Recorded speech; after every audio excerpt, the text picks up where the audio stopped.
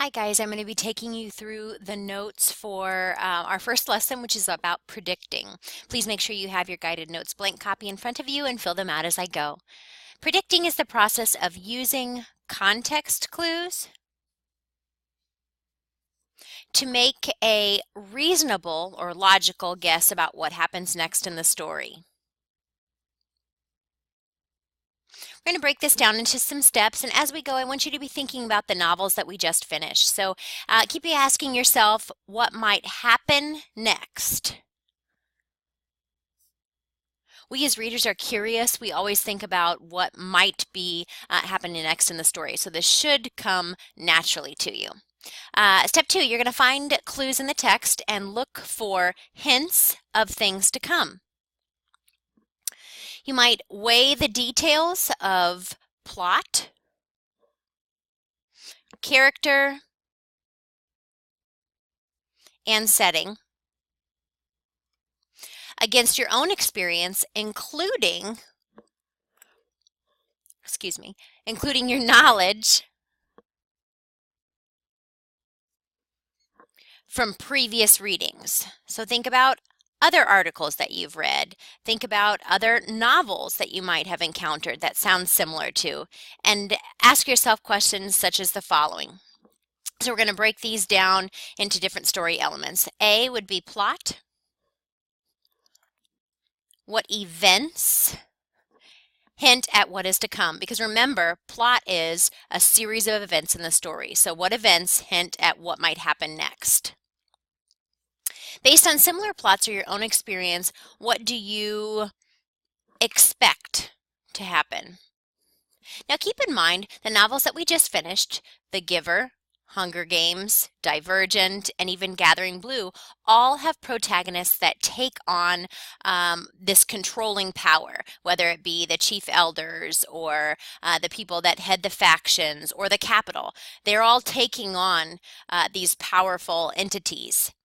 So you're going to have some similarities. If you've read one of those novels, you might be able to predict about what's going to happen with one of the others. All right, B would be character or characters.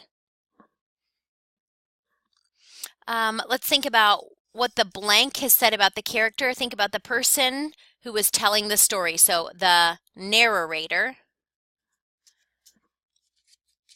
So what has the narrator said about the character? Or, going to the top of the page here, what have other characters said about the character? So think about, for Hunger Games, what has Haymitch or Peeta said about Katniss? Or what has Four said about Triss? What has Thomas said about Kira? Thinking about all these protagonists. What has the Giver, or possibly his mother or father, said about Jonas? Next up, for our first blank here, we want to think about conversations that characters have. So what do dialogue, actions, think about how a character looks, so appearance, and behavior towards other characters lead you to expect about the character. So think about what we know about the character and how they might behave, things about their appearance, how that might affect what we think will happen next in the story.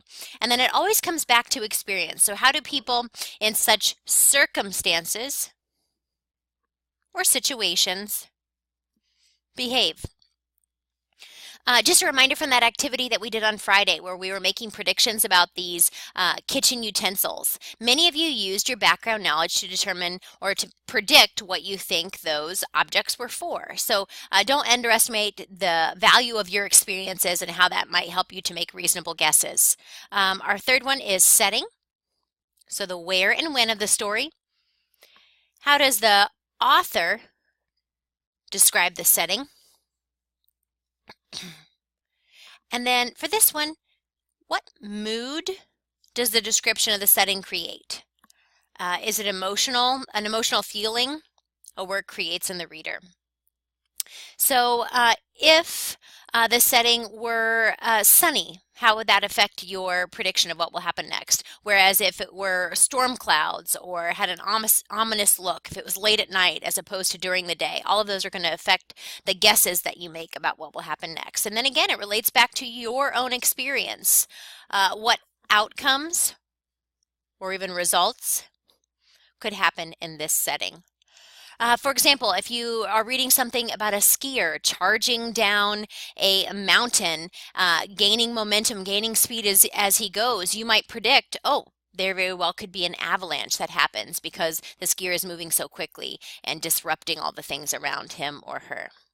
Okay, our third step then is to predict, again, to make a reasonable guess, predict what you think will happen next and form an idea of what the most likely outcome is. Jot it down, or you can even share with another reader. We did this when we were doing our novel groups back at the back carpet. Sometimes we shared those predictions.